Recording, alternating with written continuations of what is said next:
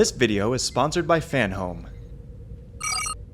When developing Star Trek The Next Generation, one decision Gene Roddenberry made clear from the get-go was that the far more advanced Enterprise D was essentially going to be a utopian hotel in space, where humans and other species could live in absolute harmony with an abundance of resources and comforts at their fingertips, to help with the natural stresses and strains that are inherent to exploring the unknown reaches of the galaxy. One of these comforts would be for officers and crew members to be able to have their families on board, spouses and children. And for the life of me, I don't know why anyone would think that was a good idea. I don't mean creatively. From a narrative standpoint, it was a brilliant idea. It gave the writers of TNG the ability to expand the types of stories they could tell that could very much be character-centric and grounded in family and humanity. But within the fictional universe of Star Trek, what were these people thinking? Why would anyone want to put their families, more specifically their children, in such perilous situations? With over 200 years of history and experiences to draw upon by the time the Enterprise D launches, Starfleet knew of the dangers that deep space exploratory vessels faced. All-powerful entities, advanced alien species, both of whom, more often than not, are not that friendly. Bizarre and mysterious space anomalies that can put starships in precarious, almost inescapable situations. Space is f***ing dangerous. Space is disease and danger after darkness and silence. So bring the kids. I know the drive and desire to be with one's family is strong, and that parting with them for months, if not years at a time, is very difficult and painful. But you know what else is very difficult and painful? Getting your children killed, or, Q forbid, something even worse. Therefore, I wanted to highlight the more egregious dangers that the crew of the Enterprise D put their kids through. Obviously, threat of death via the destruction of the Enterprise was practically an every other week occurrence, so I wanted to focus on the more bizarre, terrifying, and flat-out f***ed up dangers and situations they put their kids in. Coming down with a case of the drunken hornies. The thought of the entire crew of a starship getting drunk all at the same time is a funny concept. We know that. We've seen it before on the original series, and it made for a great classic episode. Now, what about an entire crew of a starship becoming drunk but also becoming insanely horny, leading to mass orgies all around the ship? Sure, still an entertaining concept, depending on who you ask. Right, Mike McMahon? But what if kids are on that ship and also at risk of getting infected by said disease? Kids acting drunk is objectively hilarious, but the other symptom? Let's not think about that. But getting infected by this disease is something that likely happened in the Season 1 episode The Naked Now, when TNG added that little extra flair to the disease first introduced in TOS's The Naked Now time. Yeah, that one. All of the adults were infected left, right, and center, acting drunk and horny here, there, and everywhere. The disease that infected the Enterprise came from the USS Sokovsky, where the away team found that some of the dead crew members chose to end their time in this universe with a bang. So it's safe to presume that was happening, or would happen, on board the Enterprise. You know Yar was recruiting volunteers during her sexy jaunt through the corridors. And assumedly, officers with families on board either did or would eventually get their families infected as well. So it's understandable to think, what happened with the kids? We did get one example, of course, of how the youth would be affected, with Wesley Crusher succumbing to the disease. But all that happened there is he just became a little more energetic, bubbly, and even more annoying. So for the sake of sanity, my headcanon has always been, let's just assume intoxication was the only symptom for anyone under the age of 18. Invasion of the Swedish tennis players. We have engaged the Borg. You know, it's funny when you remember that surprisingly, the Enterprise D only faced off against the Borg Collective twice. Emphasis on Borg Collective, which would not include the Lore Borg from Descent because they were independent from the Collective and didn't do the whole assimilatory thing. But the actual proper Borg have this annoying tendency to show up at your front doorstep and come on in uninvited and do things like scan your technology, take a peek inside your medicine cabinets, or kidnap people and turn them into robotic zombies.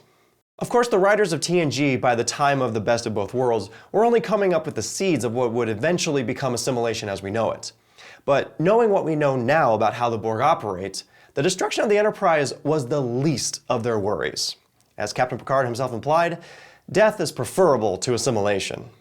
Captain, help! Please, help!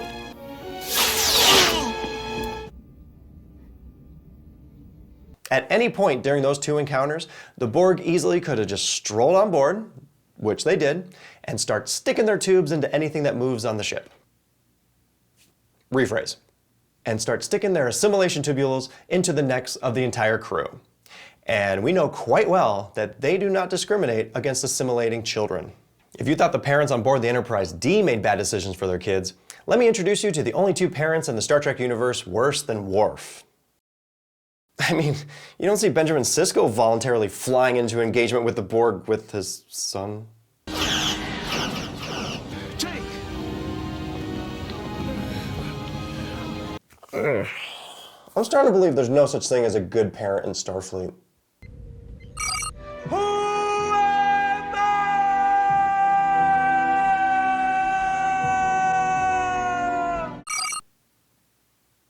What was I doing? Oh, yeah, filming a video on horrible parenting. That joke will be less and less funny as time goes by for myself because I'm already starting to feel my memory getting a little shaky now and then. And to be honest, it's a little scary. But I just lose the occasional word, name, or detail now and again.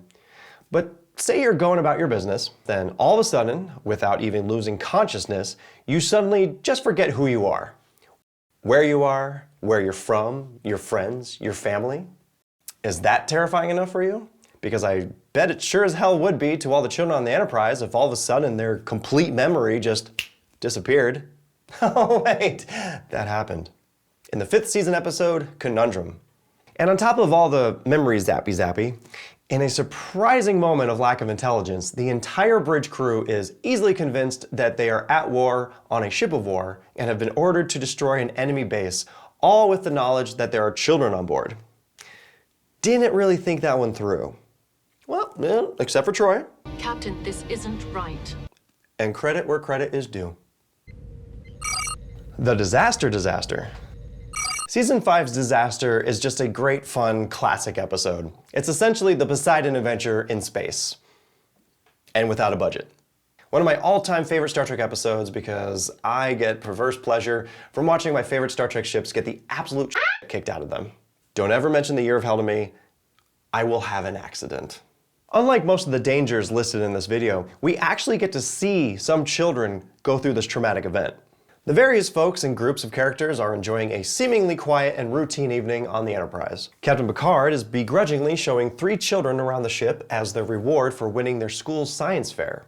They are in a turbolift when the Enterprise is suddenly hit by a quantum filament, the rogue waves of space.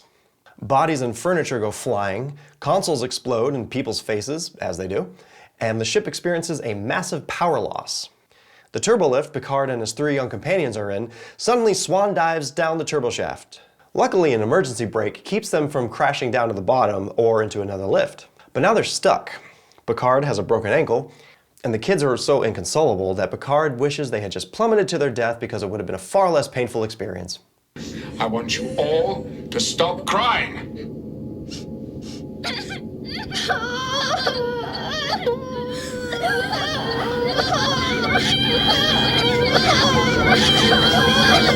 They almost climb out of the lift into the turboshaft because the emergency brake has been sheared and the lift will eventually fall again, which it does.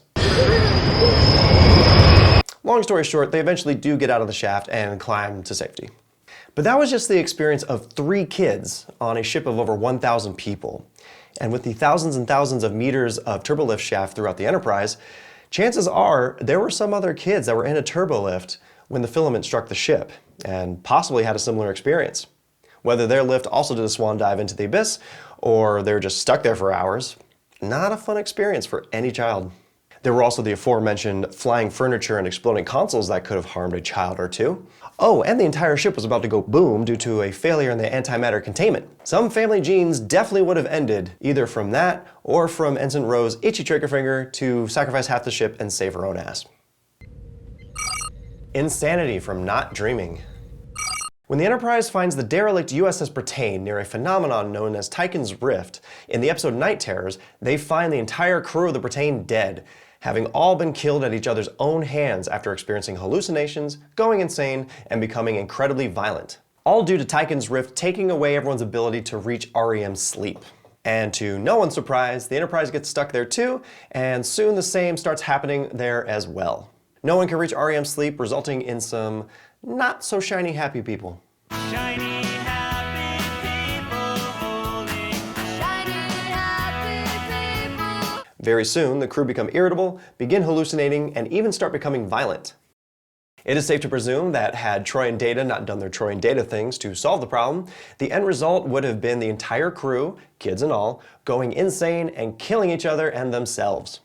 Though I wonder if there were any Betazoid kids on board, and if so, if they were experiencing what Troy was experiencing. But after a week straight of dreaming about Troy Peter panning through an endless void, yelling in terrible ADR, "Where are you?" they'd probably be the first to break. Emotional instability and violent expulsion. Not being able to dream is not the only way to make the kids on board the Enterprise go crazy and possibly kill each other. You can also do that by simply having a geriatric Vulcan on board suffering from emotional dementia. In the episode Sarek, who of course we all know as Michael Burnham's adoptive father, it's canon, it happened, deal with it, Stop crying! pays a visit to the Enterprise on a diplomatic mission. However, the ambassador is not well. He has lost his Vulcan ability to suppress his emotions and as a result becomes deeply affected by them. Essentially, he's feeling them all in the extreme. But Vulcans being Vulcans, he just couldn't keep it to himself. Sarek's inability to suppress his emotions then telepathically causes the entire crew to also start losing control over their emotions. And they get a little snippy with each other.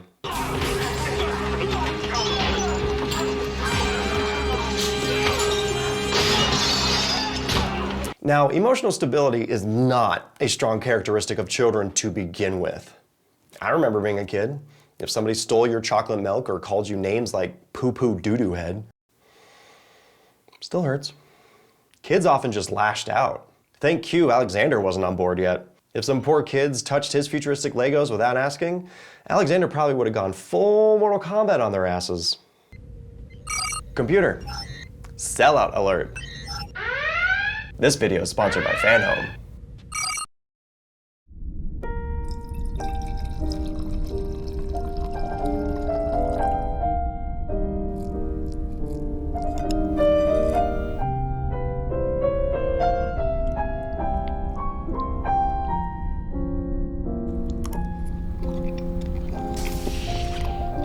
Captain, sir. Yes, please, come. Join. Thank you. As a token of your hospitality, Oh, more plastic and glue, I presume. a new Star Trek starship model for your collection.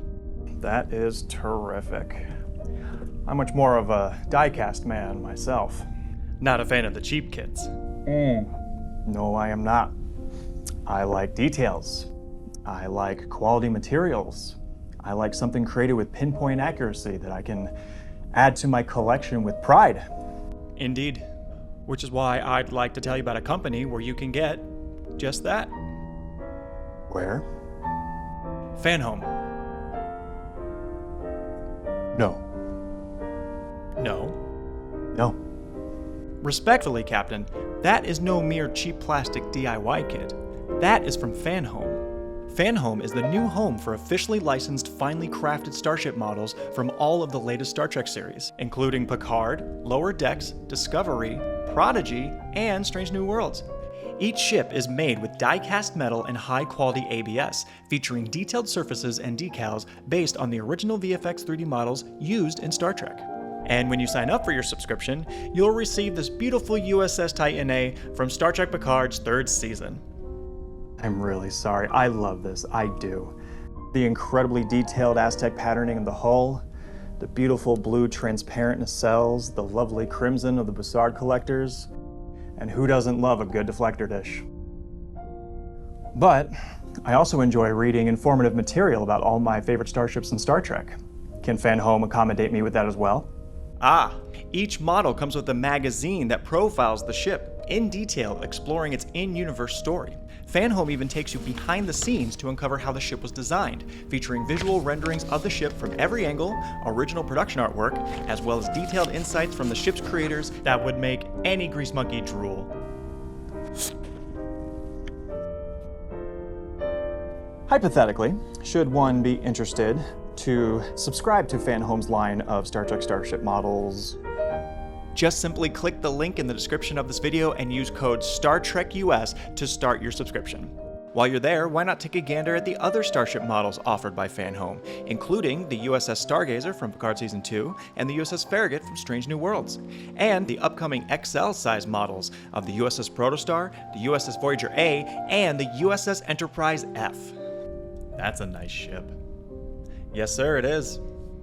However, since you do not appear to be interested in this gorgeously detailed Fanhome diecast model of the Titan A, I am more than happy to take it off your hands for you. the Titan's mine now. Start your subscription with Fanhome and receive the USS Titan A, as well as a free magazine and free shipping. Click on the link in the description and use code STARTREKUS. You know, for a Starfleet ship, it's pretty dark in here. Can we turn up the lights? No. Can I put some jazz on? No.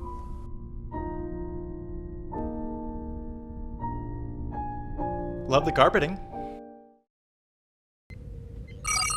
Melding with floors. Remember that delightful little hoot of an episode where Data tries dating that cute lieutenant who was on the rebound after a breakup, and he treats their relationship like a scientific experiment and tells her that she can't tell him what to do because she's not his mother? Oh, what a cute little episode. Oh, also this happens.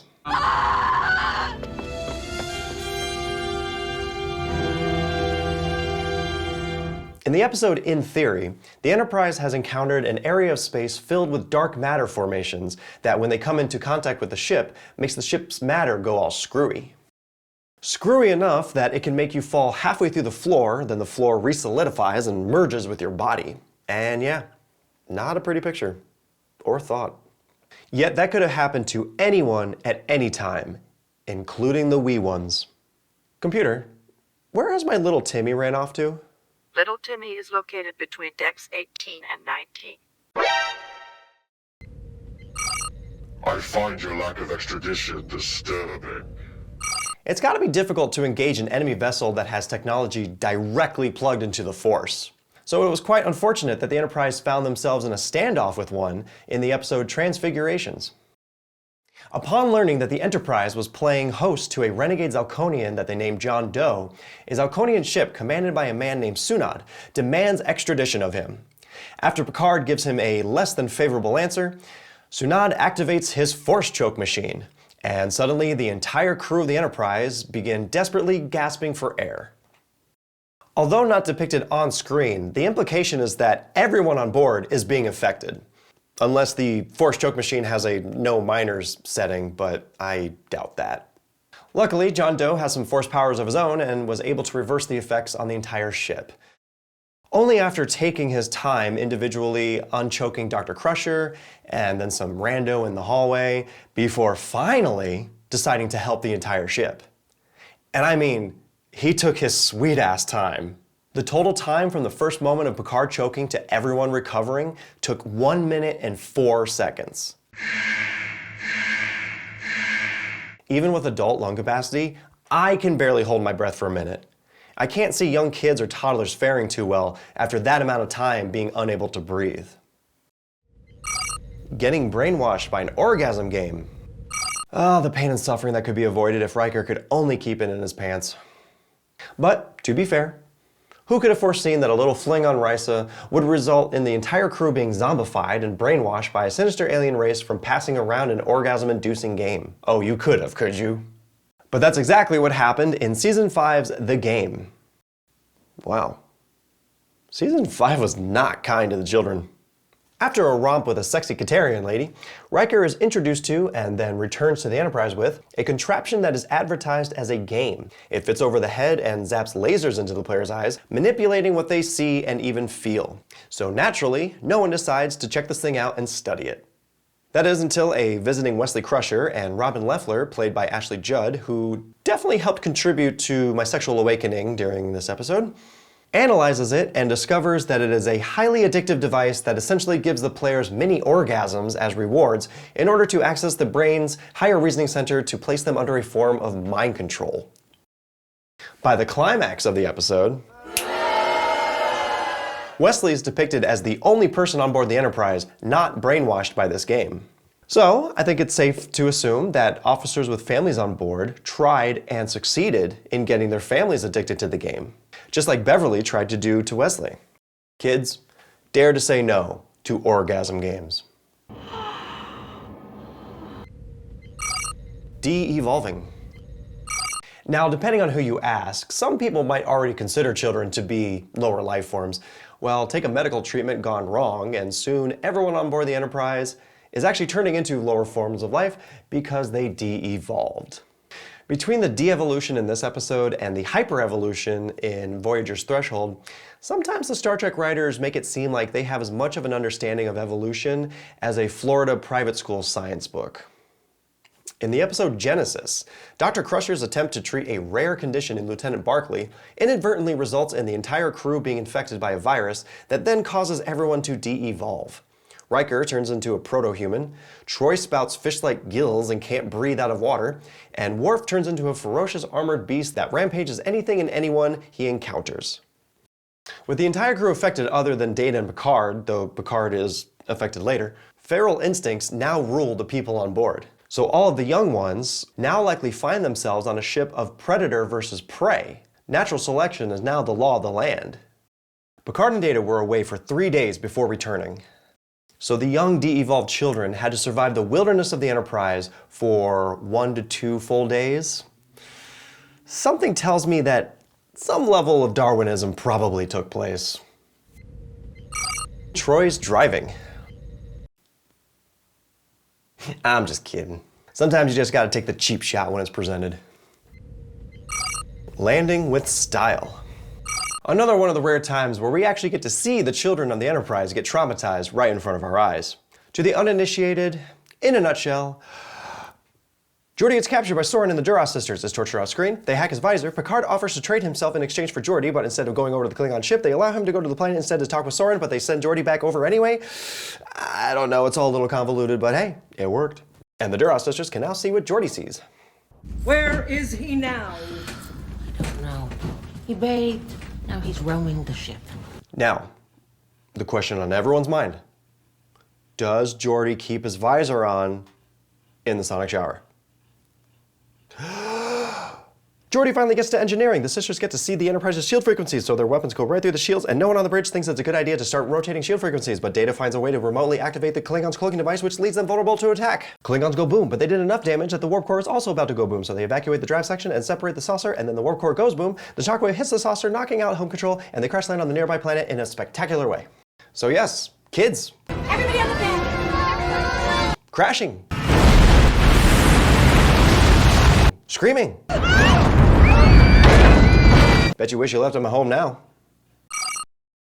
And those are my picks for the most f***ed up ways the Enterprise endangered their children that I wanted to highlight. But return to your seats, because I'm not done yet. As I was rewatching the entirety of The Next Generation, I was also keeping track of the number of episodes where the Enterprise, and therefore the children, were placed in some form of danger, ranging from actual destruction of the ship to almost destruction of the ship to, no biggie, ranging from fierce firefights to enemy doesn't stand a chance against the Enterprise. They are now locking lasers on us. Lasers? Because it all counts, it is some form of danger. I'm also including side effects from space anomalies or alien weapons, as well as security breaches, both resulting in phaser fights on board or just having a dangerous criminal running around. Now that is not a full comprehensive list of the dangers I was tracking, because honestly I don't want to list them all. If you need any clarification, please ask me in the comments. Now, I am not a mathematician or a statistician, but I did want to throw some very watered down numbers at you all. I'm not going for pinpoint accuracy here, so all you math nerds better be nice to me in the comments. Out of 176 episodes of TNG, FYI, I'm using IMDb's episode count when it comes to multi-parts or extended episodes, and one movie, Generations, which I'm going to count as a glorified episode. So out of 177 episodes, the Enterprise and therefore all of the children were endangered in some form in 73 of those episodes. That comes out to 41.2% of episodes. Now for my mathematical gymnastics. Please bear with me, this is all about making these numbers fun, not tedious. TNG ran for 7 years, so I'm going to consider each full season a full calendar year. And for ease sake, I'm including Generations as part of season 7. I'm also going to consider each episode as a standalone day. I know that's a stretch. And I'm ignoring leap years. How many of you hate me right now? So, 365 days per year, ignoring leap years, multiplied by 7 years equals 2,555 days. As I said, each episode I'm considering a standalone day. And the Enterprise and kids were in danger 73 days out of those 2,555 days. Doesn't seem that bad yet. Dividing 2,555 by 73, that perfectly averages out to 35. That means that the Enterprise and the kids were in some form of danger every 35 days, or just over once a month. If you were a Starfleet officer with a family, specifically with children, would you voluntarily put them in an environment where they would be put in some form of danger practically once a month? Granted, the dangers they faced range from super easy, barely an inconvenience to Enterprise go boom, but you don't know the type of danger you're going to get once a month. Would you be willing to roll the dice with your child's physical and mental well-being once a month just so you don't have to be separated from them for elongated periods of time, even though you signed up for Starfleet, so you should have figured that there was a significant chance that this was going to happen because that's a huge part of the job? Let me know. Thank you all. Thank you for watching. This was a fun one and one I've wanted to do for a while, so I'm glad my Patreon members voted it through a while back. I also wish to again thank Fanhome for sponsoring this video. Make sure to check out the link in the description and use code STARTREKUS. Circling back to Patreon members, I wish to give my grateful shoutouts to all of our new 10 Forward frequenters and rising residents on the Patreon. And they are Your Girl Ralph, Luna Mandrax, Dr. Twitch, Lou K, Will Anderson, Thaniel and Elam, Micah Fisher-Kirshner, Erica the Suckup, Aileen O'Dowd, and Heather Irwin. Thank you all so very much, and to all of my Patreon members for your incredibly gracious support. If you wish to support this channel, you can do so by going to patreon.com/starrekt and pledge to receive exclusive goodies. Don't forget, we also have a Discord channel. Links to both are in the description. And if you wish to follow me on all the various social medias, those are also listed in the description. Things are a little tough right now, to say the very least, but please just always know that you are all wonderful, you all matter, and the world is a better place with you in it. Please be safe, please be kind to one another, and please always do that thing where you flourish during a prolonged life. Live long and prosper, my friends.